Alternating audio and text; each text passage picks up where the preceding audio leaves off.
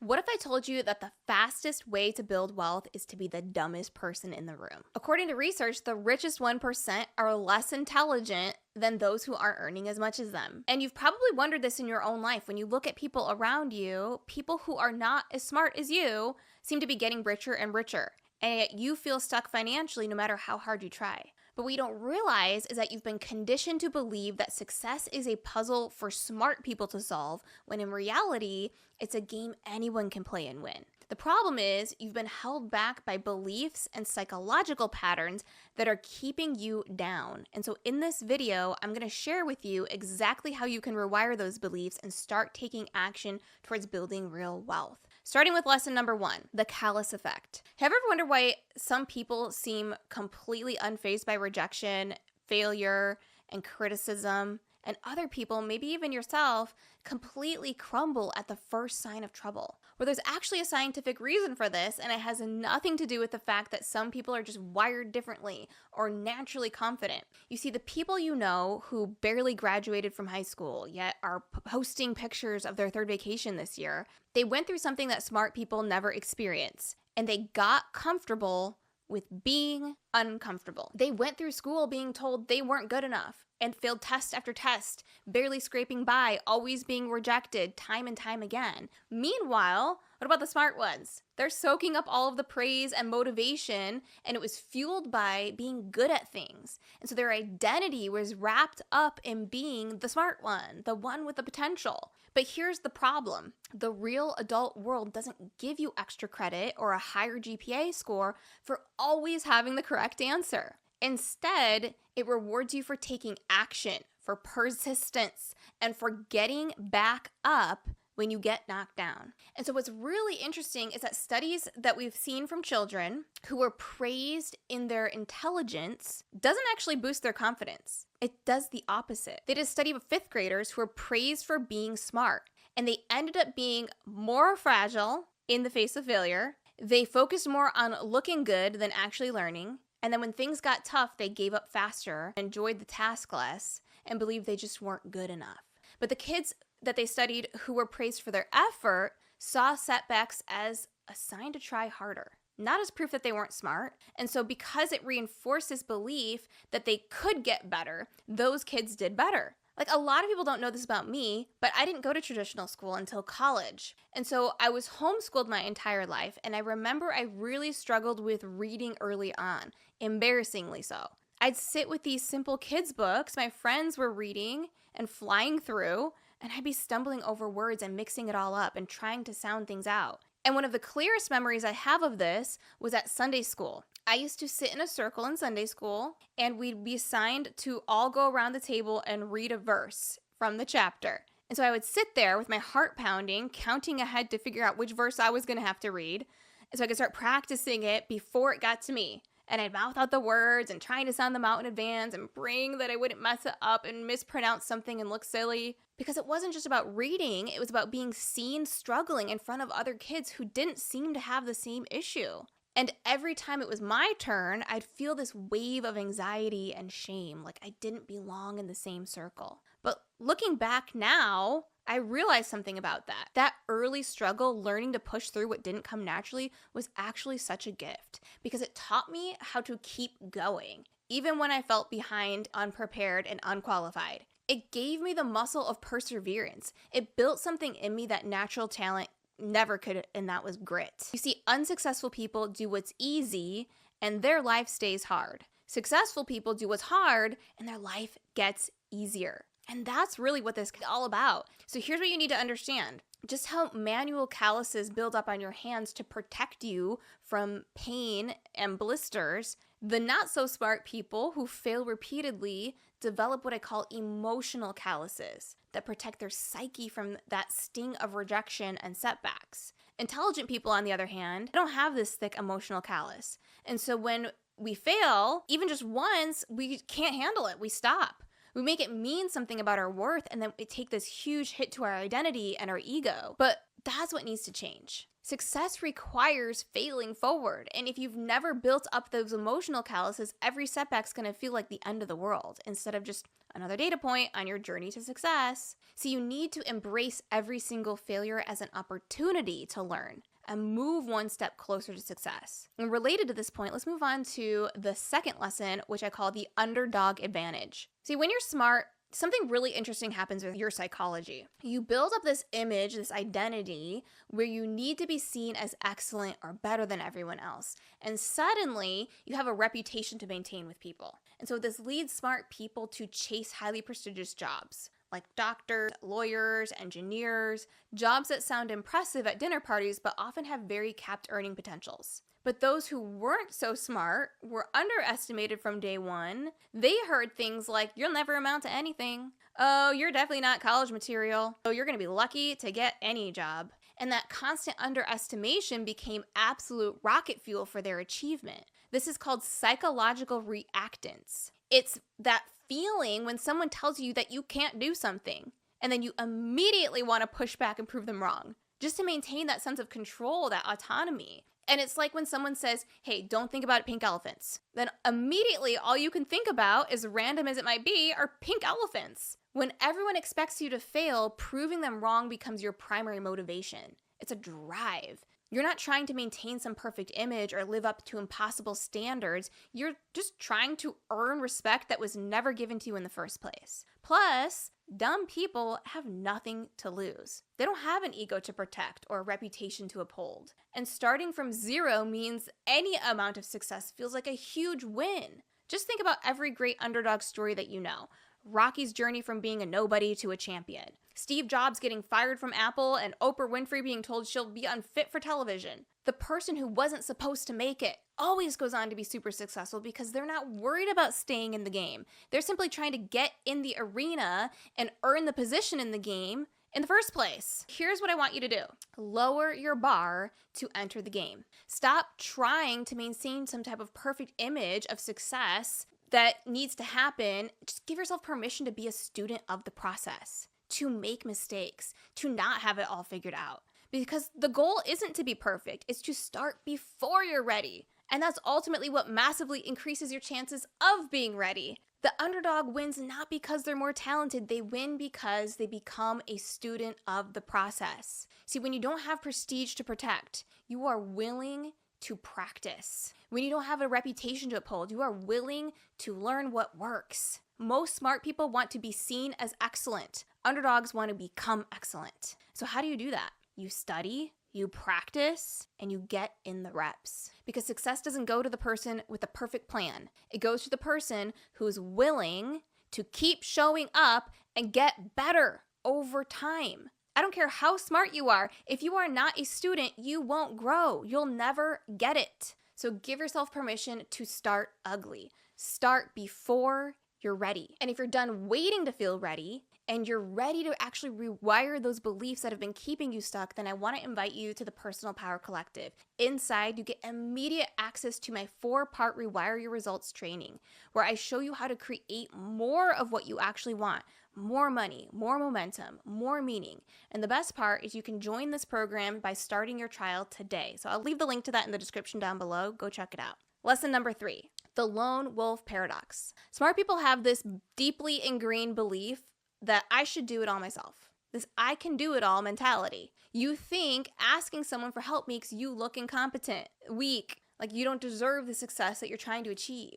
And you believe that if you were truly intelligent, you would be able to figure this thing out all on your own. And so this shows up everywhere in your life, in your business, in your career. You might spend hours trying to learn graphic design because you think you're smart enough to learn it, or how to run the best Facebook ads, convincing yourself you are saving money by doing everything yourself.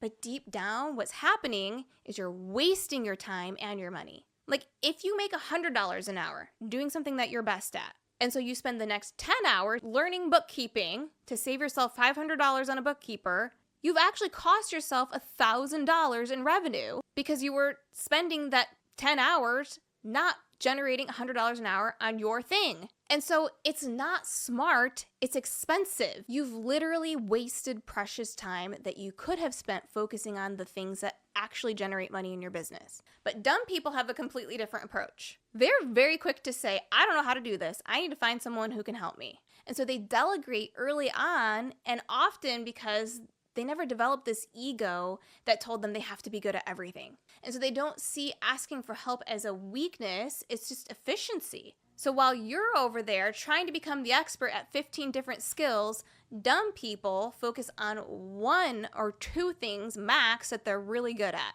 And then they hire people to do the rest. Because the fastest path to wealth is through leaning on other people's expertise, not through becoming an expert at everything yourself. Your job as an entrepreneur isn't to be the best at every skill. It's to be the best at identifying what needs to be done and then finding the right people to put on your team to do it with you. I don't run advertising in my business. Why? Because I have a partner on my team who's way better at that than I am. I don't try to wear every hat, I wear my hat.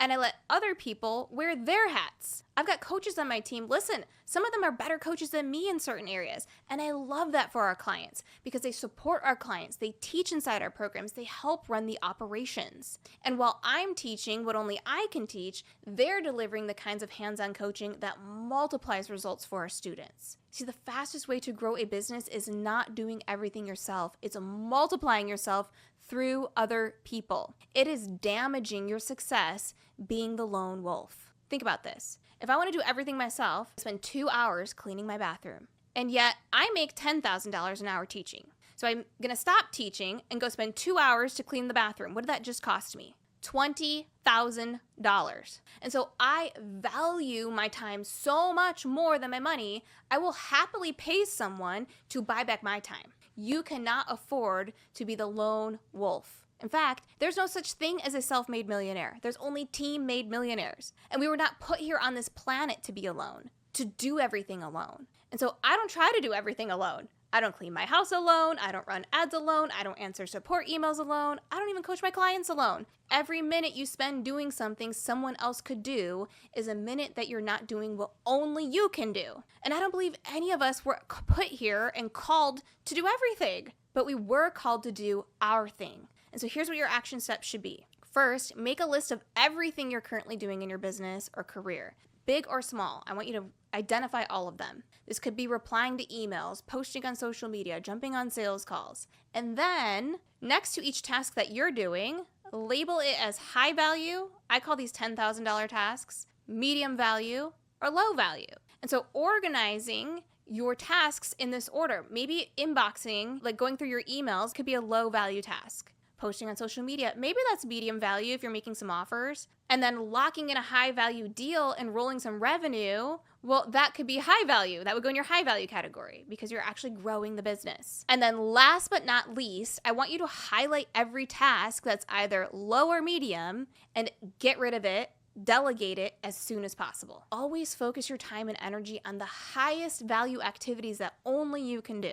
And lesson number 4 is the money hammer. Now, we don't often talk about money openly, but it's probably the biggest wealth killer for smart people. Even if you don't realize it, I guarantee you have some version of this belief system that has been ingrained into you from childhood. And I hear this variation of this belief from my clients all of the time. When you see someone driving a luxury car, maybe they're driving a Porsche, maybe they're driving something nicer than that, what's your immediate reaction to those people? And be honest, is it admiration or is it something more like, oh my goodness, what a waste of money? I would never throw my money away on something like that. That is a terrible investment. If I had money, I would not spend it on that. As a smart person, you've been conditioned to dismiss anything that just looks like a superficial status symbol. And so you roll your eyes at expensive watches and designer bags or people who buy first-class plane tickets. You think people who spend money on those things are shallow, materialistic, trying too hard to impress other people. But if we go one layer deeper, what's really happening underneath this reaction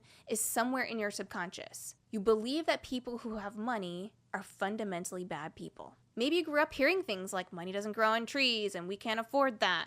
Maybe your family praised being humble and down to earth while criticizing people who showed off with their money. showed off their success. Now I get it, even though consciously you know this isn't all actually true, there's a subconscious programming that causes you to reject wealth on a psychological level. Your brain literally creates resistance to becoming wealthy because what would it mean and what would your image be to other people? Because becoming wealthy would be becoming someone that you've been taught to hate. And so let me present you with a thought experiment. It's going to completely change the way that your brain thinks about this, and that is money is just like a hammer. Money isn't inherently good or evil, it's completely neutral, but it's what you choose to build with it that matters. You can use hammers to build a house that shelters people, or you can use it to destroy something. The hammer doesn't make that choice, it's the person holding it that does. And so while smart people often treat money like it's inherently corrupt, dumb people see it as another tool.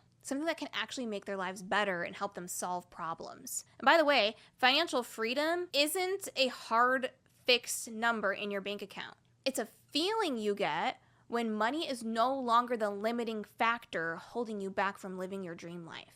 It's when you can make decisions based on what you want to do instead of what you can afford to do.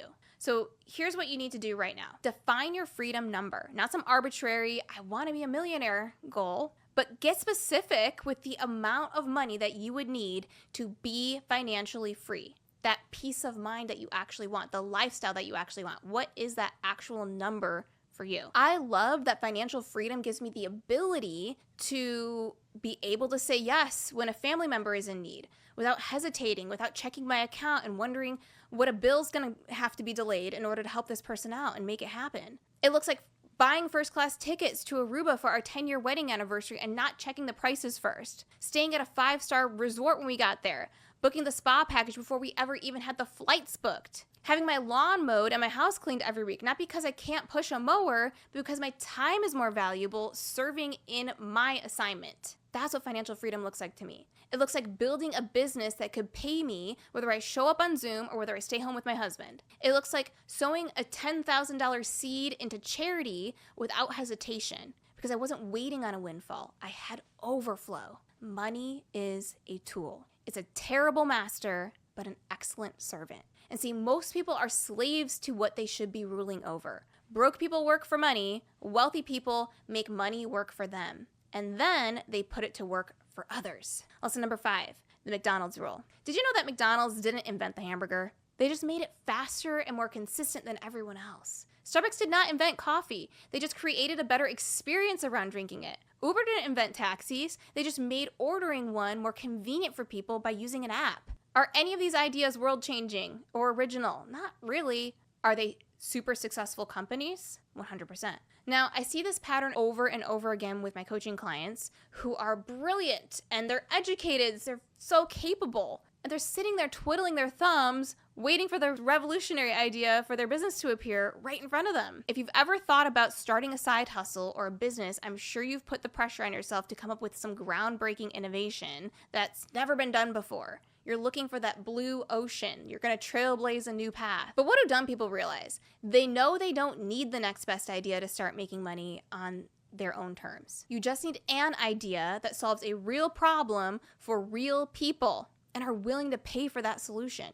You don't need to invent a new cuisine to open a new restaurant. You don't need to revolutionize an entire industry to make 6 or 7 figures. You just need to take something that already exists and do it slightly better, faster, more efficiently, more conveniently than everybody else. And if you think that competition means there's no opportunity, I need you to know that competition actually means there's proven demand for your thing. So stop searching for the winner-takes-all businesses and start looking for markets where people are already spending money but are frustrated with the current options. Look for businesses that are successful but have terrible customer service. Look for people who are investing in courses, books, or programs but still aren't getting the results they want. That pitfall is your opportunity. And if you stay stuck researching, planning, and optimizing and waiting for that perfect moment with this perfect idea, just remember, somebody dumber than you is already in the market making money with a good enough solution.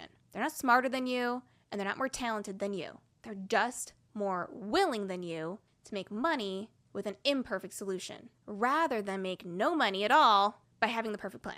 And that brings me perfectly on to number 6, the paralysis trap. Let me tell you something that your brilliant mind does all of the time, but is totally keeping you stuck. When you're faced with an opportunity, your brain sees the options, all of the potential problems, all of the ways things could go wrong, all of the risks that need to be mitigated. And so you're analyzing everything all the time. Like when you start a business, your brain immediately goes to, what if the market changes? What if this doesn't work? What if there's more competition than I realized? What if I don't have enough money? What if I don't have enough experience, right? What if?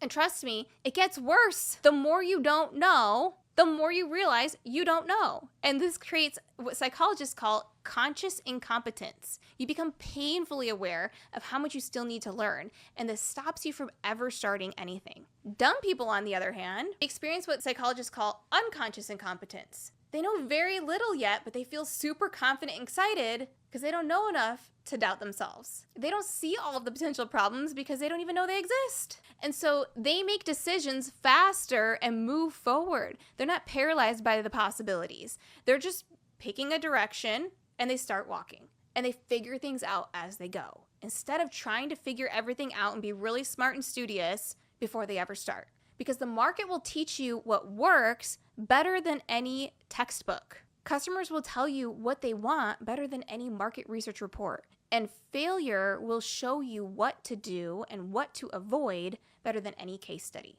Action is what moves you forward and creates momentum. So you need to start setting deadlines for yourself. Give yourself a set amount of time and don't make it a long period. Give yourself a week max, maybe a few days, to think about something and do a light amount of research and then take action. Lesson number 7, the illusion of safety. What if I told you that skydiving feels absolutely terrifying to most people, but statistically, you're actually safer jumping out of an airplane with a trained instructor and all the right gear than you are driving to the airport? The drive is objectively more dangerous, but it feels safer because it's familiar to us. And while dumb people focus on the potential upside of what could go right, of taking risks, smart people do the opposite. They calculate the 0.0001% chance of catastrophic failure and then let that tiny probability stop them from taking any action at all. And I don't blame you for it when your brain is doing this. Listen, our brains are programmed to protect us and keep us alive.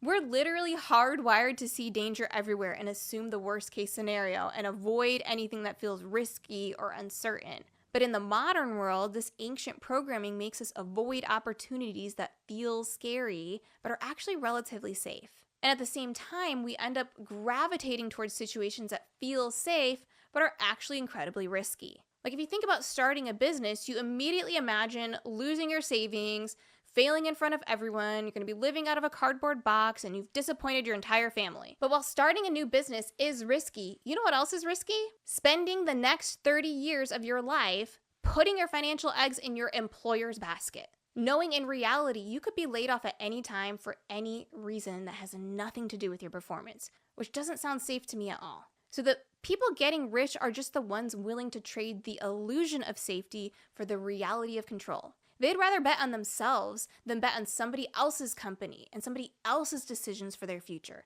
And honestly, that's exactly why I started my own business. I realized I didn't want to be spending the best years of my life asking for permission to take a vacation, chasing somebody else's deadlines, or hoping I wouldn't get laid off during this next round of budget cuts. I wanted freedom, and it didn't come from feeling safe. It came from finally backing myself and my skills and my potential and my knowledge. I'm not saying that you have to start a business or a side hustle if that's not what you want to do. You just need to stop mistaking comfort for security. Where in your life are you clinging on to something that feels safe but is actually keeping you stuck? That's why I think my next video is really going to help you out over here on the screen. I'll leave this one up here where I break down the 6 middle-class habits that are keeping you trapped in the rat race. And I know you're going to get a lot of value from it if you enjoyed this one. Thanks for watching. I'll see you on my next one.